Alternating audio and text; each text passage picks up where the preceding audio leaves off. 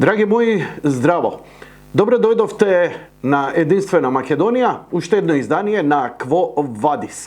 Денеска ќе имаме два дела, јас се надевам дека ќе има простор во телевизијата и емисијата да ова моје издание биде малку подолго, бидејќи сакам да го надоврзам со едно интервју на Дугин со Карлсон. Имено, знаете дека Такер Карлсон беше во Москва и направи она фамозно интервју со Владимир Путин, кое имавте прилика и овде када го гледате, се потрудивме да му најдеме и превод и така натаму. Не знам дали ќе успеам и со превод, но има англиски субтитли, а денеска јас знам дека гледачите, следбениците на Единствена Македонија се доволно писмени да разберат. Путин е многу важен во целава приказна на современиево. Он е филозоф, писател. Много сметаат и за десна рака на Владимир Путин. До толку што Украина организираше атентат и ја уби керка му во 2022 година. Ова го потврди и американскиот State Department тогаш. Замислете до колку отишла целава работа.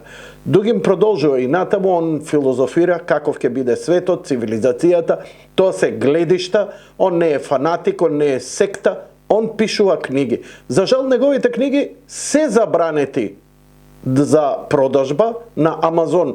Не можете да ги купите, а интересно, на Амазон можете да ја купите Mein Kampf, и тоа, нели, во Америка, можете да ја купите Mein Kampf на Адолф Хитлер. И се ја прашувам, а што е следното? Фаренгхајт 451 на Бредбери, бидејќи Кристалната ноќ де факто е тоа. Палење книги забрана. Ја не викам дека треба да се сложите со Хитлер или да се сложите со Дугин, но забранувањето на книги читање не може да биде токсично по едно општество, едно демократско, слободно, прогресивно. Мора да дозволи читање книги и забранети и незабранети. Ако е некој доволно луд да налета на такво нешто, па добро е општеството, како таков латентен, лабилна личност, побрзо да излезе на виделина, за да може да го изолира. Бидејќи ако 100 милиона луѓе одлучат кога ќе го читаат Mein Kampf на Хитлер и речат, а ова е добро, вака ќе правиме гасни комори, па тогаш ќе си имаме и трета светска војна, и четврта, и пета, додека не се опаметиме, но демократијата мора по секоја цена да биде дозволена. Инаку во овој момент Доналд Трамп е на судење по 35 оптужници, меѓу кои главната е зошто давал пари за замолкнување. Пазете, се во ова не е кога бил председател, се во ова не е кога да замолкнува партија или што ти ја знам. Фраерот прцал на страна, некоја дроца, таа откако му ги земала парите, овој највени колку што може да биде во сферата да се влечка со, види со курва која се влечеш, што очекуваш да те снајде утре, да ќе ти пее Аве Марија? Боже ме опрости. Сакам да кажам дека многу е абсурдно во време на предизборие, кога он апсолутно води на сите можни анкети, Доналд Трамп го судиш зошто давал пари на некоја си проститутка, и тоа он ги нема дадено парите, адвокатот негов. Ама он му дал на адвокатот, а адвокатот и дал на таа. Не, ја му дадов на адвокатот, иди заврши ми работа таму, да нема многу джева, па види ти како сакаш. Но, целово ова, се сеќавате на судињето 2017 кај истата шема. Односот на судијата е исти како на судиките и судиите кои судеа за 2017. Ароганција, препотенција, заканување, нацистички крајно, нема ништо демократски. Зошто дал пари на таа да не збори за него? Ја стварно не ми е јасно, зошто, ако ја себе глумам нешто дека сум чесен човек, така, сум легнал со проститутка за да не си направам проблем и плаќам, таа ме уценува, ја пак и плаќам за да изапнам уста. И таа искача на суд да каже да, Јанко ме плаќаше. И судот сега мене зашто ќе ме суди? Морал и етика? Ало бе, што е ова? Инквизиција? Комунистичка партија? Фашизам? Западот западна у соцкомунизам, над соцкомунизам. Многу се кармакаш работите и многу се сериозни. Ја не викам дека мене искрено рускиот и кинескиот систем ме ежат. Полесно ќе се снајдам во ова педерастична зона на Западот. Но, ако се дозволи овој канцер на Западот што го зафати, национал-социјалистички канцер во одбрана на ЛГБТ и така натаму, каде што се отвараат граници, се уништуваат семејства, паѓа религијата, паѓа наталитетот. Добро е тогаш да се поддржат Кина и Русија, особено Русија, како земја која барем декларативно се заложува за некакви морални вредности на кои е базирана. Само едно да ви е јасно. Целата цивилизација е базирана на христијански вредности. Освен Кина и Јапонија, кои си го имаат својата верзија на будизмот, цела западен свет е базиран на христијанство. Солидарност, толеранција. Но ова не личи на ништо. Драги мои, 8 мај се ближи, ќе биде голем ден на победата, не на партија, оваа или она, победа на македонскиот народ, затоа што една малцинска криминална група си заминува во историја. Ја тука ќе ви се заблагодарам и ќе се одјавам, а се надевам дека ќе има простор да го погледнете интервјуто со Дугин и Такер Карлсон. Пријатно.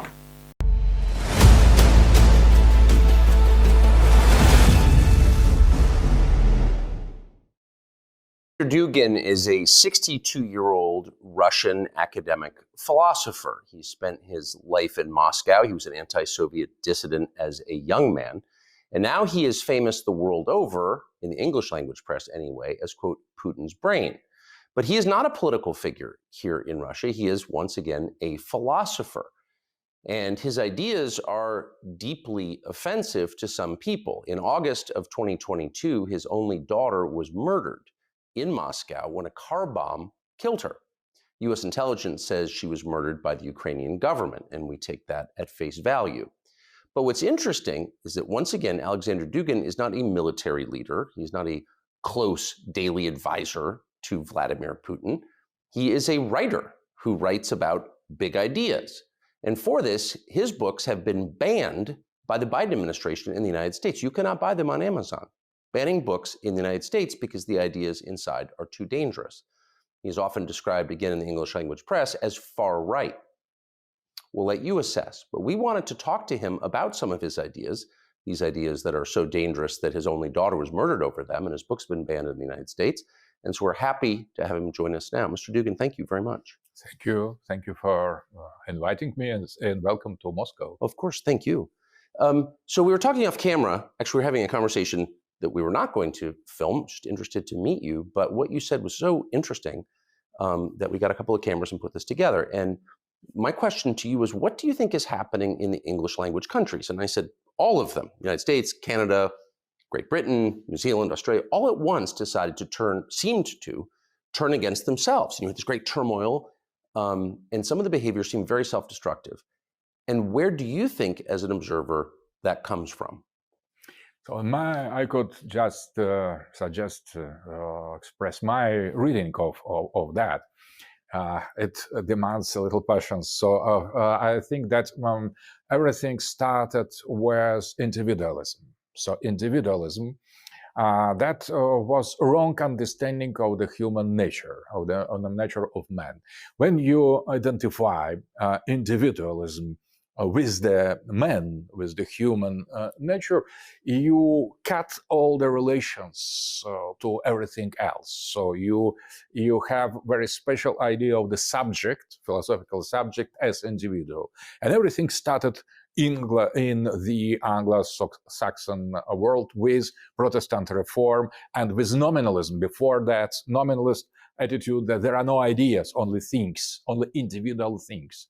So individual, it was the key and is still key concept that was put in the center of liberal ideology. And liberalism, as in my reading, it is a kind of historical and cultural and political and philosophical process of liberation of individual of any kind of collective identity, collective or that transcends individual. And that started with refuse of Catholic Church as collective identity, of empire, Western Empire as collective identity. After that, it was a revolt against a national state as collective identity in favor of purely civil society. After that, there was a big fight of the 20th century between liberalism, communism, and fascism, and liberalism has won once more. Yes. So, and after the fall of the Soviet Union, there was only liberalism, and Francis Fukuyama has pointed out correctly that there are no more any ideologies except of liberalism, and liberalism.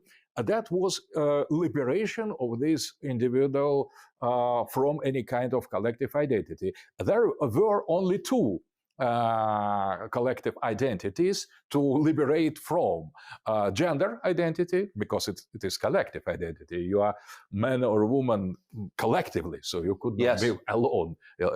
So a liberation from gender, and that has led to transgenders, to LGBT, and new form of sexual individualism. So sex is something optional. And that was not just deviation of liberalism, that was necessarily elements of implementation and the victory of this liberal ideology. And the last step that is not yet totally made is liberation from human identity, humanity optional. And when now we are choosing, or you in the West, you are choosing the sex you want, as you want.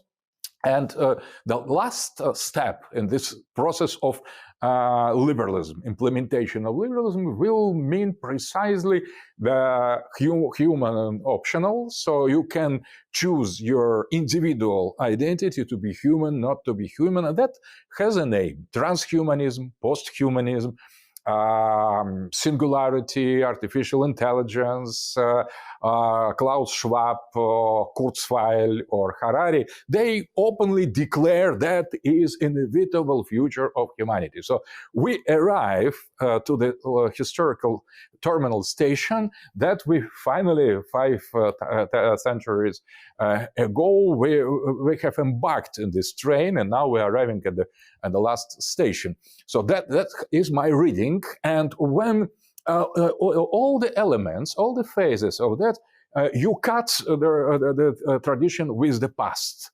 So you are no more Protestant, you are secular, atheist, materialist. You are no more national state that served to liberate from empire. And now national state becomes, at its turn, obstacle. You are liberating from national state. Finally, family is destroyed in favor of this individualism. And the last things, the sex that is already almost overcome, sex optional, and in gender politics, there is only one step to arrive to the end of this process of liberation, of liberalism. That is the abandoned human identity as something prescribed.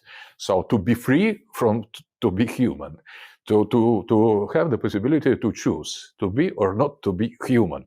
And that is the agenda, political, ideological agenda of the tomorrow. That is why how I see Anglo-Saxon world that you have asked of, I think that is just the vanguard of this process, because that started with Anglo-Saxons' empirism, nominalism, Protestantism, and now you are ahead as Anglo-Saxon, more devoted to liberalism than any other European. So what you're describing is clearly happening, and it's horrifying. But it's not the definition of liberalism I have in mind when I describe myself as what we say in the United States as a classical liberal. Right? So you think of liberalism as individual freedom and choice from slavery, right? So the options as we conceived them as I was growing up were the individual who can follow his conscience, say what he thinks, defend himself against the state, versus the statism, the totalitarianism embodied in the government that you fought against, the Soviet government. And I think most Americans think of it that way. What's the difference? Very interesting question.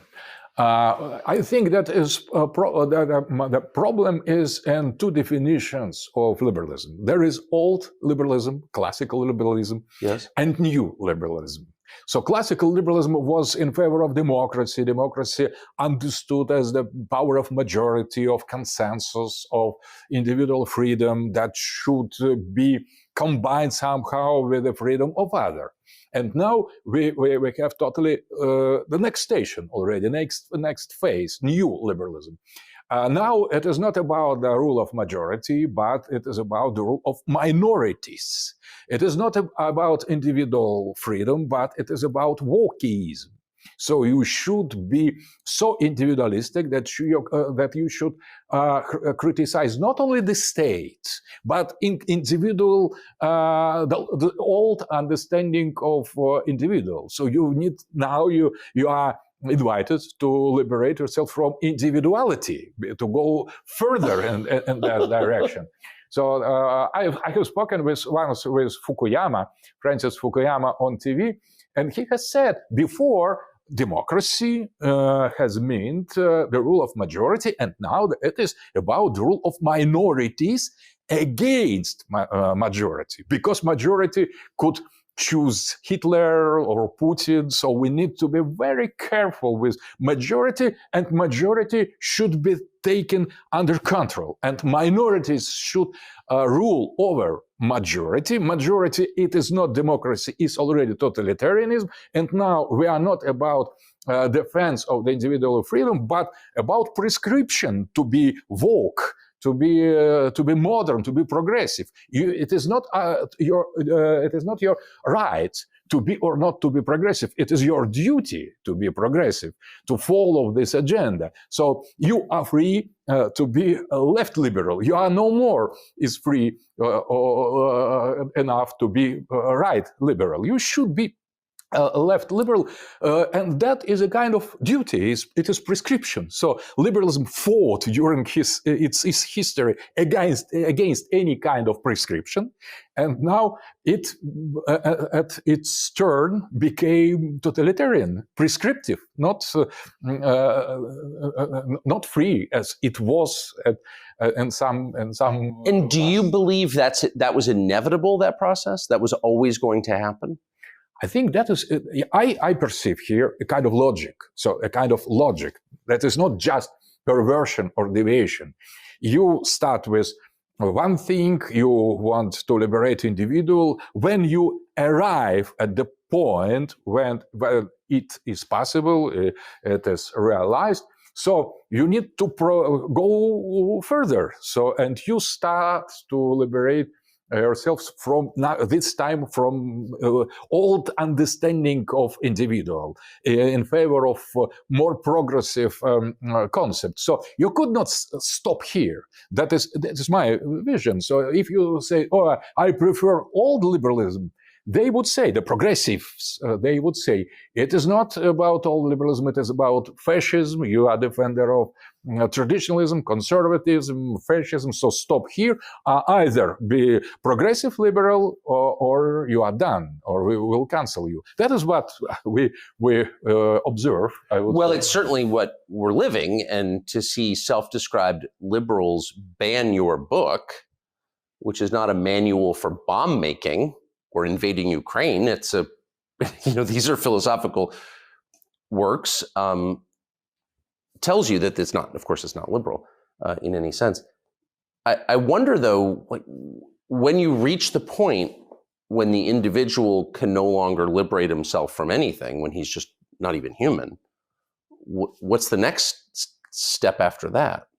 That is described in the pictures, American pictures, films, in many ways. So I think that that all the science fictions, almost all of the 19th century, were realized in the reality in the 20s. So there is nothing more realistic than science fiction. And if you consider Matrix or Terminator, you have so many more or less coinciding version of the future with the post-human or human optional situation or artificial intelligence.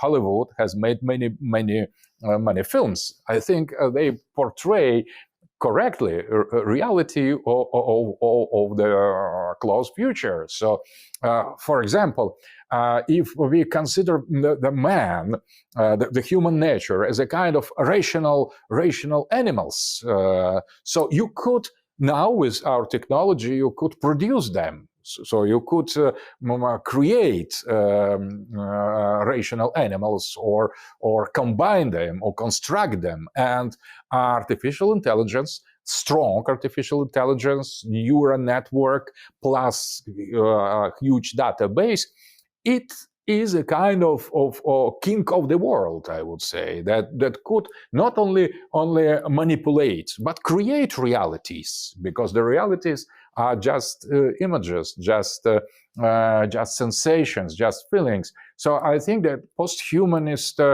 futurism is a kind of not only realistical description of the very possible and probable future, but as well a kind of political manifest. So it is not, that is kind of visual thinking. And the fact that you have no bright traditional future described in the films. I don't know any movie of the future in the West made about return to traditional life, the prosperity, the families with many children. Everything is quite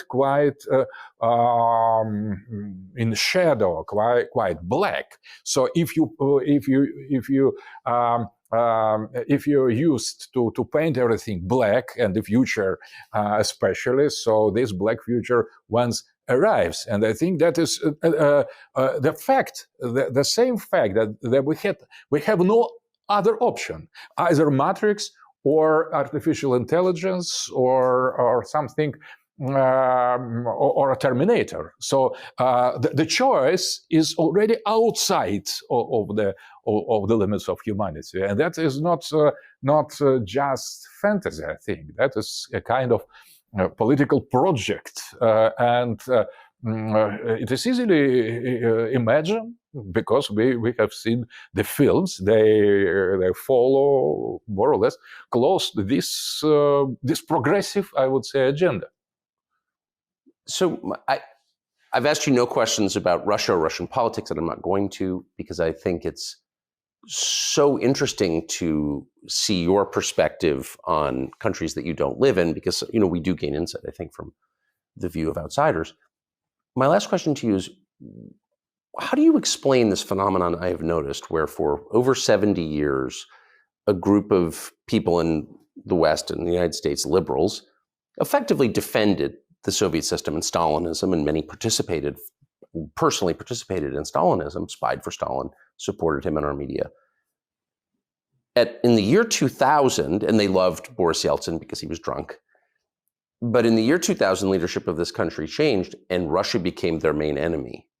So after 80 odd years of defending Russia, they hated Russia. What was that? Why the change?